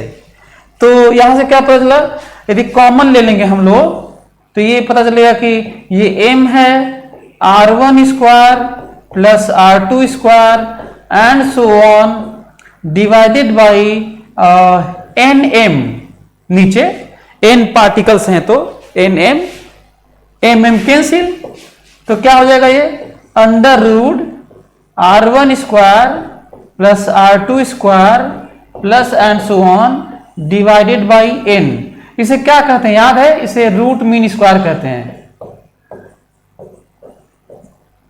Root mean square value.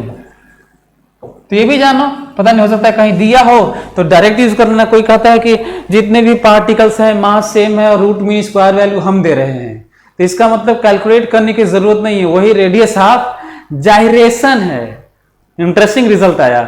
तो अब देखिए कि वैसे तो मैं पहले जनरल लिखा, फिर उसके बाद जनरल के निकाला पॉइंट मासेस का, अब फिर उसके बाद स्पेशल केस लिखे, स्पेशल केस मतलब ये रूट मीन स्क्वायर, डिस्टेंस का root mean square value radius of gyration तभी होता है जब सभी पॉइंट मासेस सेम होते हैं। यदि अलग अलग पॉइंट मासेस होंगे तब तो हमें यही यूज करना पड़ेगा।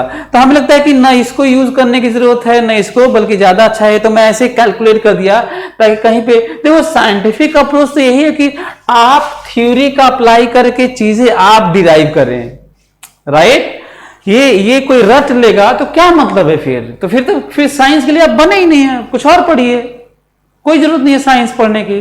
तो इसीलिए इन सबको रटना नहीं है। कोई ये रट लेगा तो क्या भूल जाएगा, जब पॉइंट मासेस की वैल्यू सेम होती है तब होता है, ये भूल जाएगा। और कितना याद रखोगे, क्या कंडीशन याद रखोगे, जरूरत यह है कि फंडामेंटल कॉन्सेप्ट को याद रखा जाए। जैसे यदि मैं कहूं कि मान लो इंटीग्रेशन है, कोई कहता है, मान लो कोई कहता है कि नहीं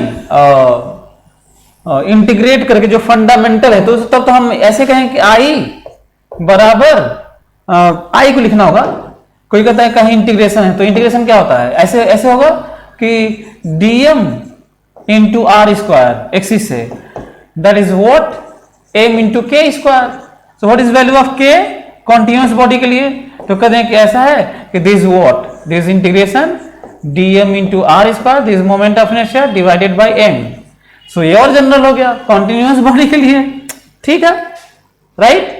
तो ये भी एक पॉइंट है जो हम लोग को ध्यान रख सकते हैं। अच्छा, मैं कोई नया नहीं किया हूं।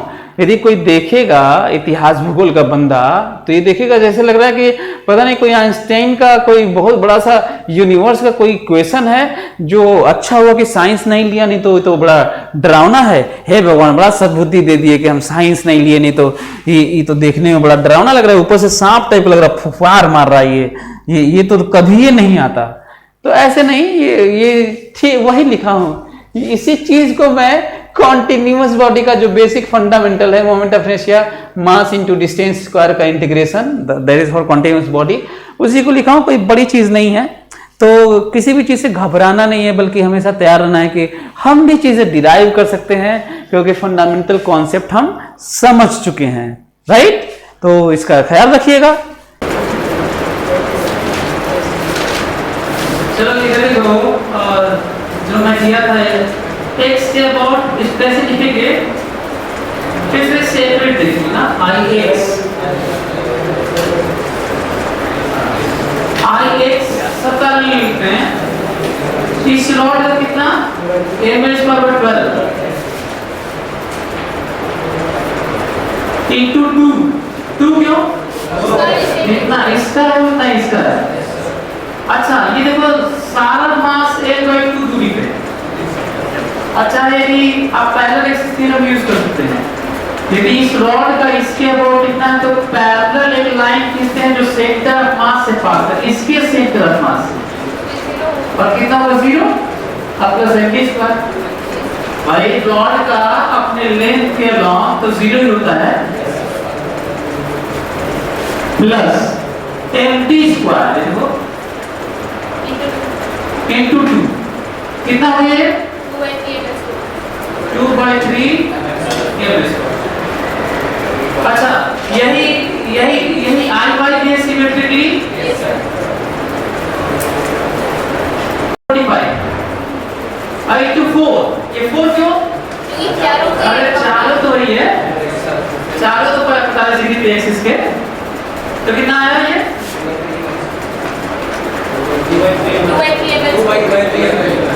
2/3 बन जा रहा है, सेम आ रहा है। तो अच्छा बी के वर्ड सेम नहीं आएगा। बी का अच्छा बी के लिए क्या करना होगा? सेंट्रल मास तो यही है भाई, इसके अबाउट निकालने के लिए पहले कहाँ जाना चाहिए? सेंट्रल मास पे, फिर लौट जाते हैं md² करके जोड़ के। तो ये वाला निकाल ही लिए हैं, आप प्लस md² कर लेना। कितना दूर जाना है बताओ? a/2 L/2 कर ले 8/3 mm²।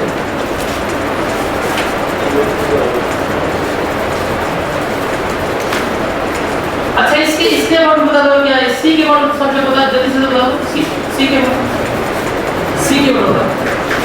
अच्छा सी के अबाउट कौन सा पंक्ति देखे हो? गांव में ऐसे करते हैं सर, तो एक पंक्ति वाला देखो।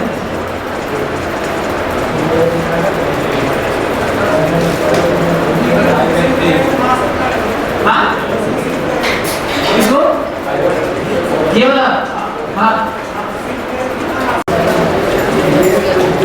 चलो इधर देखो सी के अबाउट यदि लिखना है